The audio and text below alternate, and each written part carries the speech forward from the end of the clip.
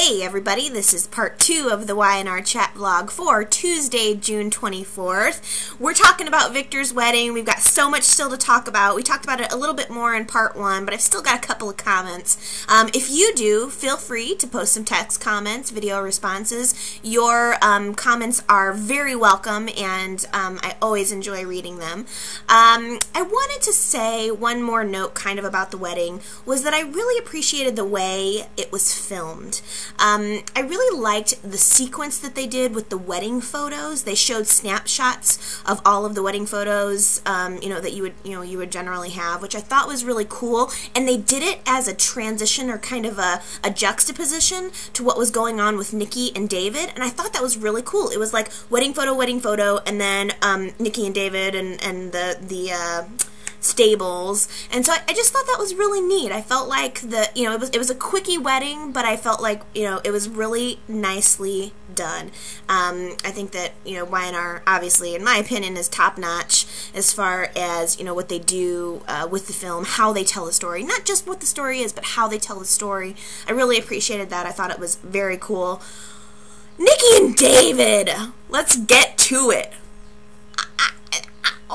The only thing I know how to say, I feel like, wait, what? I liked, that David is now history, but it was so abrupt. It was so out of nowhere. I mean, one minute we're buying a horse, and the next minute we're getting a divorce. That rhymes. That totally rhymes. One minute we're getting a horse, the next minute we're getting a divorce. I love it. But still, like, what? How did that even happen? It was literally just so quick that I'm having a hard time wrapping my head around it. So David's back. He confessed completely to Nikki, which was harsh, the way he did it. He's fiending. He really needs to gamble, and he came to Nikki and just sort of told her everything, and the way he did it was just so hurtful. I mean, I don't even know. I just kind of feel like, could you cushion the blow? Could you do something? Now all of a sudden he's making it seem as if he never loved Nikki, which I don't buy for a minute. I do think that David Chow loved Nikki. I do think that. I understand that he has this addiction, and he's going through something right now. It was like a snap. It was literally just a snap, and all of a sudden he's telling her that I don't love you. I need a divorce. These are all the horrible things I've done to you. These are all of the horrible things I'll do to you in the past.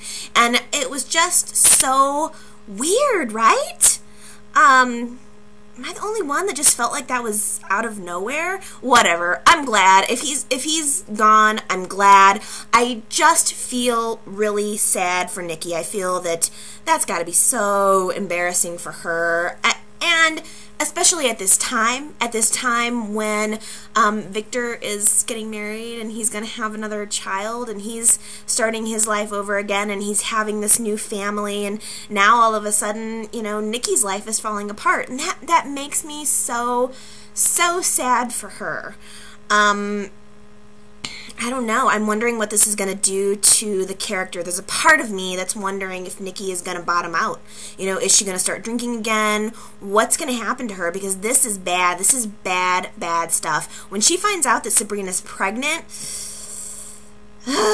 keep the bottles keep the bottles locked away. We'll just say that. I hope that she has somebody to lean on, because it's not going to be a pretty sight. I'm almost wondering, I know it doesn't seem like it now, but I'm almost wondering if there's a possibility that this will open up a door for Nikki and Paul. Because Paul has nobody. Maggie, unfortunately, is gone.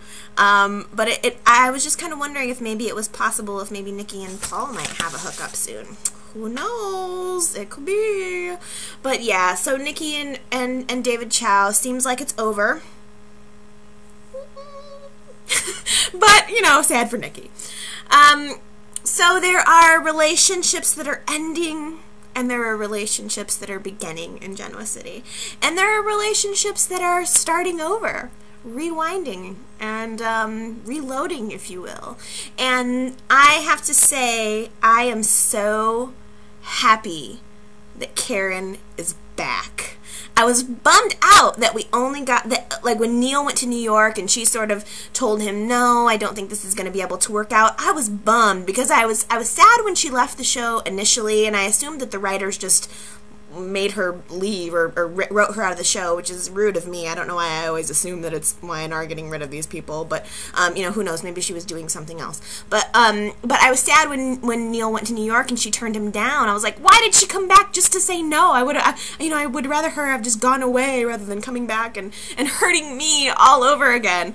But it was really nice to see her back in the picture. She's so level-headed and strong, and I like her. I just think she's a good, strong character. And the jazz club is back. I'm telling you, like in my initial videos, I was talking about how I wanted to see more of Neil and Karen. I wanted to see more of the jazz club, and it feels like now all of my wishes are coming true. I'm just so happy. Like the jazz club now serving breakfast is going to be a little bit more in the picture, and hopefully we can see that side, the fun side, the non-business side of Neil a little bit more. That makes me happy. Sometimes I feel like Y&R totally is either listening or already just like reads my mind, but I'm very happy to see more of Karen and Neil. One more note about Neil. I think that Neil is Victor's best friend. It just hit me when I was watching that, you know, even when Neil and Victor are doing business, you can kind of tell that there is a really good friendship there. And I can't think of anybody else. I just thought of Douglas. What about Douglas? Do you remember Victor had that friend, Douglas?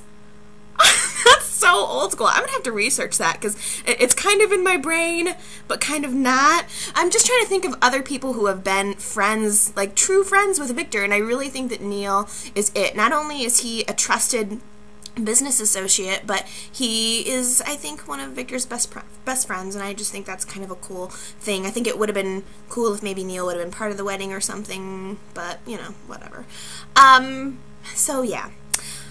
Now, I just kind of want to breeze over this. There's not a whole lot to say here. I'm sure there will be more in coming weeks, but Gloria is back at Gibeau. Why? Why? Why did you want to go back to Gibeau, Gloria, exactly? I know that seems to make her feel close to John, but why would you want to be close to Jill in exchange? Jill does nothing but torture Gloria, so why would she want to be around that all day? I don't know. But it seems like Glo is not exactly going to be in the boardroom this time around. She is going to be answering the phones.